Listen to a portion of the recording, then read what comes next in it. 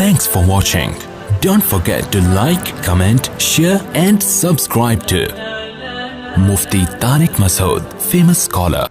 دیکھو ربیع الاول کے بارے میں لوگ اکثر ایک سوال پوچھتے ہیں کہ عید میلاد النبی منانا، اس میں جشن کرنا، نبی صلی اللہ علیہ وسلم کی آمد پہ خوشی منانا، یہ اسلام میں کیسا ہے؟ ہم رسول اللہ صلی اللہ علیہ وسلم کی سیرت دیکھتے ہیں. پہلی بات تو یہ کہ 12 ربیع الاول نبی کا یوم ولادت ہے، اس پر کوئی صحیح روایت موجود نہیں ہے.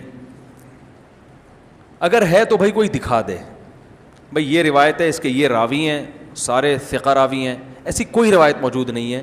اور اس کی وجہ یہی ہے کہ اللہ تعالیٰ نے اپنے نبی کی ولادت کے دن کو امت سے چھپا لیا ہے تاکہ اس میں خرافات نہ، کیونکہ پچھلی امتوں نے کیا نا اپنے انبیاء کی ولادتوں کے دن کے ساتھ. لیکن اگر فرض کر لیں، لوگ بحث کرتے ہیں نہیں جی فلاں نے لکھا ہے تو فلاں نے لکھا ہے، چلو مان لیا کہ 12 ربیع الاول نبی کا یوم ولادت ہے، تو ہمیں رسول اللہ صلی اللہ علیہ وسلم کی سیرت میں یوم ولادت پہ کیا کرنا ملتا ہے؟ احادیث صحیحہ سے صحیح حدیث ہے کہ نبی صلی اللہ علیہ وسلم پیر کے دن کا روزہ رکھتے تھے. صحابہ نے پوچھا کیوں؟ آپ نے فرمایا یہ میرا یوم ولادت، پیر کو آپ پیدا ہوئے. اب دیکھو پیر کو نبی نے روزہ رکھ کے یہ بتا دیا کہ اس میں عید کا تصور نہیں ہے، کیونکہ عید اور روزہ جمع بولنا پڑے گا آپ لوگوں کو، جمع نہیں ہو سکتے. اب اس کو سیلیبریٹ نہیں کیا جا سکتا. جس دن روزہ ہو جائے گا نا، اب وہ سیلیبریٹ کرنا اس کو ممکن ہے ہی نہیں، اس میں جشن کا تصور ہی ختم ہو گیا. جو ہماری عیدیں ہیں ان میں روزہ رکھنا جائز ہے؟ عید الفطر کو کوئی روزہ رکھے؟ بولو بھائی. اگر جس دن روزہ رکھا وہ عید نہیں ہو سکتی، جو عید ہے وہ روزے کا دن. کیا خیال ہے؟ عید اور روزہ ایک دوسرے کے کیا ہیں؟ اپوزٹ. کیونکہ عید ایک خوشی کا دن ہے اور اس کو سیلیبریٹ کرنا ہے. تو سیلیبریٹ جو کیا جاتا ہے کھا پی کے کیا جاتا ہے یا بھوکا رہ کے کیا جاتا ہے؟ دیکھو آپ کے بچے کا امتحان میں پاس ہو گیا اچھے نمبروں سے، بہت خوش ہیں آپ نے تمام رشتہ داروں کو فون کیا، بھائی میرا بچہ 100 نمبروں سے پاس ہوا ہے، میں بہت خوش ہوں اور میں اب جشن مناؤں گا، ایک سیلیبریٹ کروں گا اس کو. بھائی کیسے کریں گے؟ بھائی آپ تمام لوگوں سے گزارش ہے کہ صبح کا ناشتہ بھی چھوڑ دیں اور کل دوپہر کا کھانا بھی چھوڑ دیں. ہاں بھائی یہ کیا ہو گیا؟ بھائی یہ خوشی ہے یا کوئی غم ہے بھائی؟ روزہ کوئی غم کی علامت نہیں ہے لیکن خوشی بھی نہیں ہے. خوشی کا مطلب خوشی کو سیلیبریٹ کرنا نہیں ہے، منانا. خوش ہونا ایک الگ چیز ہے، خوشی منانا. بھائی خوش ہونے پر تو ہم بھی کوئی پابندی نہیں لگا رہے کہ آپ 12 ربیع الاول کو خوش ہو جائیں. مسئلہ ہے خوشی منانا. منانے کا صرف عید کو خوش ہونے پر کبھی بھی نہیں منائی جائے گی، صرف عید کے دن یا کوئی خوش یعنی یہ کوئی کھانا کھلا کے.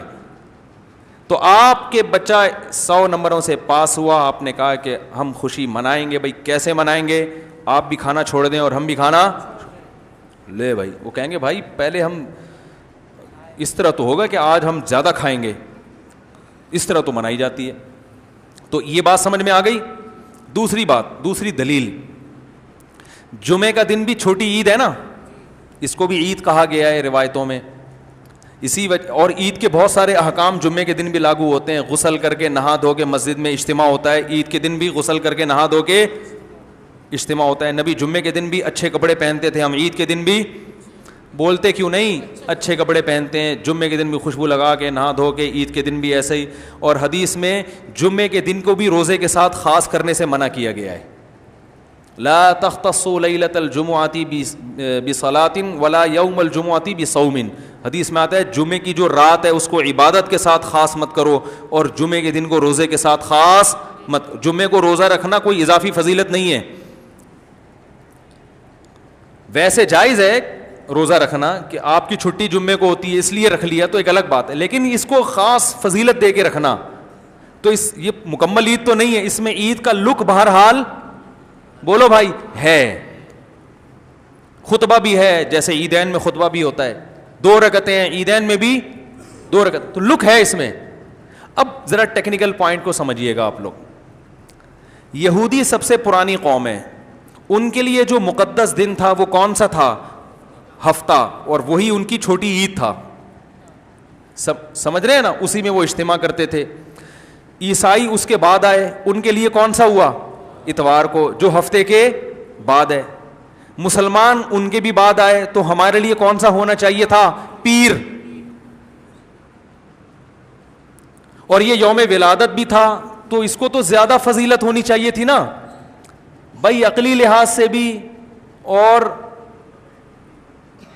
جو حکمت ہے اس کے لحاظ سے بھی. عقلی لحاظ سے اس لیے کہ وہ پہلے تھے تو ہفتہ, پھر اس کے بعد اتوار, تو اب ہمارے لیے پیر. اور اس لیے بھی کہ نبی کا یوم ولادت ہے, تو یہ بطریق اولا پیر کے دن کو فضیلت ملنی چاہیے تھی, کیونکہ وہ نبی کا یوم ولادت ہے. لیکن چونکہ اس میں عید کا کانسیپٹ ہے نا, اس لیے پیر کا نہیں ہوا, بلکہ ریورس کر کے کہاں لے گئے؟ جمعے کی طرف. تو پیر کے دن یا نبی کے یوم ولادت سے عید کا کانسیپٹ اسلام نے کھرچ کھرچ کے نکال دیا ہے کہ اس میں عید کا کانسیپٹ ہو ہی نہیں سکتا, اپوزٹ ہے اس کا, روزہ ہے. بات آ رہی ہے سمجھ میں؟ تو اس لیے 12 ربیع الاول اگر نبی کا یوم ولادت ہے بھی, تو بہت کچھ بھی اگر کرنا ہے تو روزہ رکھنا, ہم تو اس کے بھی قائل نہیں ہیں روزے رکھنے کے, کیونکہ نبی نے پیر کا رکھا ہے, 12 ربیع الاول کا نہیں رکھا. لیکن اگر آپ کو کھینچ تان کے کچھ نہ کچھ ثابت کرنا ہی ہے, تو آپ اس دن کو روزے کا تو قرار دے سکتے ہیں. آپ اس دن کو سیلیبریٹ کرنا یا عید قرار دینا آپ کے لیے ممکن, قرآن و سنت نبی کی تعلیمات کے مطابق عید کا دن قرار دینا ممکن نہیں ہے, آپ ممکن نہیں ہے. دوسری بات, ابھی بات مکمل نہیں ہوئی ہے, ایک پوائنٹ اور رہ گیا. اسلام میں عیدیں صبح کے وقت ہوتی ہیں, رات کو عیدیں غیر مسلموں کی ہوتی ہیں. کرسمس زیادہ جوش و خروش سے کم منایا جاتا ہے رات کو, کیونکہ اس میں ڈھول ڈھمکے ہوتے ہیں, لائٹنگ ہوتی ہے. لائٹنگ رات کو جچتی ہے, دن میں لائٹنگ بولو بھائی نہیں. جبکہ اسلام کے جو تہوار ہیں وہ کب ہوتے ہیں؟ صبح کے وقت. صبح آپ اشراق کے وقت آؤ گے, نماز پڑھو گے, سوئیاں کھاؤ گے, گلے ملو گے, پتلی گلی سے نکل لو. عید الاضحیٰ میں بھی صبح آؤ گے, نماز پڑھو گے, قربانی کرو گے, گوشت کھاؤ گے, ٹھیک ہے نا. یہ سب کام تبھی فقہاء نے لکھا ہے کہ مغرب کی نماز کے بعد جانور کو قربان کرنا مکروہ ہے, جائز ہے مگر مکروہ, کیونکہ شاعر اسلام میں سے ہے دن میں ہوگا. یہ رات کو شریعت نے اس لیے نہیں رکھا کہ رات کا وقت نا گناہوں کی طرف لے جاتا ہے. جب خوشی منائی جاتی ہے تو رات کو انسان ٹریک سے ہٹنے کا خطرہ زیادہ ہوتا ہے. جبکہ 12 ربیع الاول کو جو عید منائی جاتی ہے وہ دن میں زیادہ منائی جاتی ہے رات کو. ساری لائٹنگ رات کو ہوتی ہے, سارے جو نعت اور میوزک کے ساتھ وہ سب کب ہو رہا ہے؟ رات کو. یہ خود اسلام کے مزاج کے خلاف ہے. تو پتہ ہی چلتا ہے بھائی, بہت معذرت کے ساتھ, کسی پہ طنز مقصد نہیں ہے.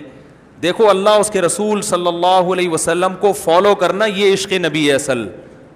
یاد رکھو, محبت میں جذبات پہ کنٹرول کرنا یہ زیادہ مشکل کام ہے, اور جذبات سے ہٹ کے, جذبات سے مغلوب ہو جانا یہ آسان بہت ہے, لیکن یہ حقیقی محبت کی علامت نہیں ہے.